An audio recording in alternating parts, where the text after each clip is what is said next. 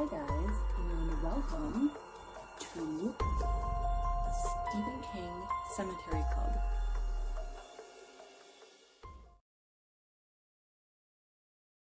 Mrs. Todd's Shortcut is a story that I didn't really pay much attention to when I was younger, and now that I've matured, I find it extra fascinating and I love it way more than I expected. When I was starting it, I thought, this is one that you just remember certain stories that you were kind of like, about. But this one, I don't know if it's because when I first read it, I wasn't even driving. I was way too young to drive. Now that I'm older, I appreciate a good shortcut. I appreciate I'm more in tune with the ages of the characters. I feel like, I don't know, a lot of things have changed that have made me suddenly appreciate the story. So this one takes place in Castle Rock. We have two old men sitting outside of a grocery store, and these are some of my favorite Stephen King situations where we have old men sitting around talking about unbelievable things that have happened, that are real. And I love the dynamic. These two men who are, part of the town, they are talking about a summer couple, Mr. and Mrs. Todd. So Ophelia Todd is the wife, and she is missing. She's been missing for years. So Homer has just started talking about his experience because he was a caretaker at the Todd residence. So he's talking about how she was this beautiful woman. She was very go, go, go once she was behind the wheel of a car. She liked to get places fast. She drove a Mercedes, and she was just always looking to shave time off of her trips. She thought that saved time would add up in the end and make it all worth it. So she's gallivanting all around Maine and looking for shortcuts. She's exploring back roads, she's exploring single lane wooded logging trails almost. And think about it, it's pre-internet, pre-cell phone. So she's just out there on her own, exploring, sometimes getting lost, sometimes getting stuck and needing to be towed out. Like, it's such a different world. And it was way more relatable when I was younger because it was more terrifying, more dangerous to only follow maps and chart your own courses. When Homer's over doing the little caretaking things, she's always talking to him about her findings and how she has, basically found shortcuts that cut most people's time in more than half. And one day she takes him with her and they go down this road. It's bizarre. There are creatures, there are trees that are grabbing at your person. It's just not normal. And she doesn't remember it. Quote, she didn't remember none of that funny stuff. Either I had dreamed it was there or she had dreamed it wasn't. Page 221. So once he tries to figure out what he had seen, he realized that she either doesn't even recall. She was very euphoric and happy when they were doing this too. She was just very kind of obsessed and excited and in her own little world, and she was just so giddy.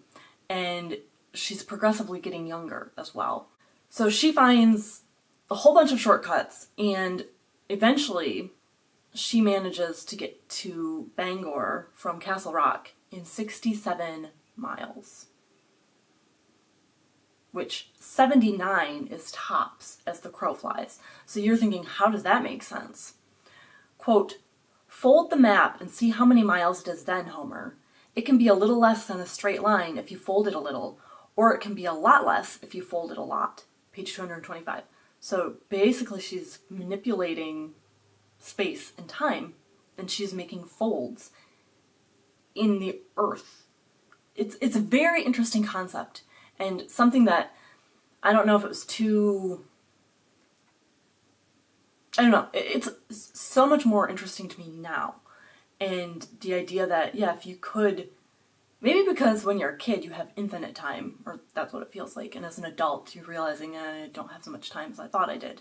And the idea of shaving a whole bunch of time from things that you don't enjoy would be helpful.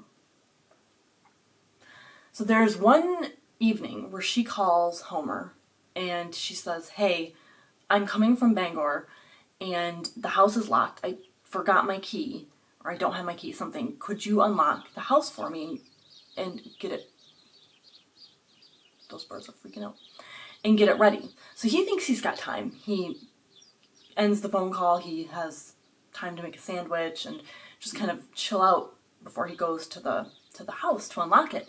When he gets there, she's already there, which is, it should be impossible. So he looks at the car before he goes in to check on her, and there are like weird bugs on the windshield, and there are things caught in the grill. There is a mean rodent who is in the grill. She had killed it, and it has the most vicious, disturbing face, and he knows that it's some kind of weird thing. It's filled with poison. These are not normal creatures, and she obviously ran into them on her way. So he looks at her odometer, and it reads 31.6 miles. 31.6. So I checked back at the beginning of the short story, and they were discussing the way that most people usually go from Castle Rock to Bangor. And that mileage ends up being 156.4 miles. So the amount that she has shaved off is insane. So there was a note saying, you know, she's tired and don't worry about it. She broke into her own house, and, you know, could you please help me fix it before my husband gets back, but not tonight. And he says that a few weeks after that, she went missing, and it's likely that something happened on the road. No one knows. She just disappeared. So for 7 years, her husband kind of waited around. Then he declared her legally dead, and a couple years after that, he remarried. And Homer has never been attached to the second wife or anything like that. Not the way that he was attached to Ophelia. They seem to have a very nice bond together. It's very reminiscent to me of that movie Move Over Darling with James Garner and Doris Day. If you haven't watched it, I really recommend it. It's cute, it's lighthearted. He declares her legally dead after she's been missing at sea for the 7 years, and on the day that he gets remarried, his wife shows up, even though she's dead, technically dead. She's rescued, and it's, I don't know, it's a good movie. So at the end of this short story, Homer has said he's just going to leave for Vermont. That's it. He's decided he's leaving Maine and he's going to Vermont. And really what has happened, and it's so cute, Ophelia drives up and picks him up. They're going to go out, live out their lives together, and she's much younger. He's getting younger. He's starting to look younger. They've been gallivanting all over the countryside in this Mercedes, and they're kind of accruing time and getting younger. It's so fantastical. It's really cute. I love it now. I didn't before, and yeah, I think my tastes have matured or something. I really think it's a good short story, and I recommend it. Have a spooky day.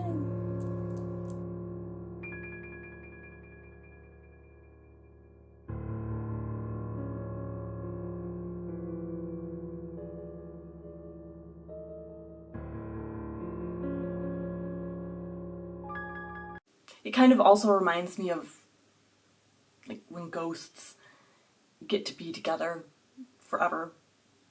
I don't know. I do love that they're going to get progressively younger, and she no longer has any ties to her husband. Homer is widowed now, and, you know, they can ride off into the sunset together, or Vermont. Obviously, he's not going to live in Vermont. He's just saying that to the guy that he's talking to. And I don't know. I love it.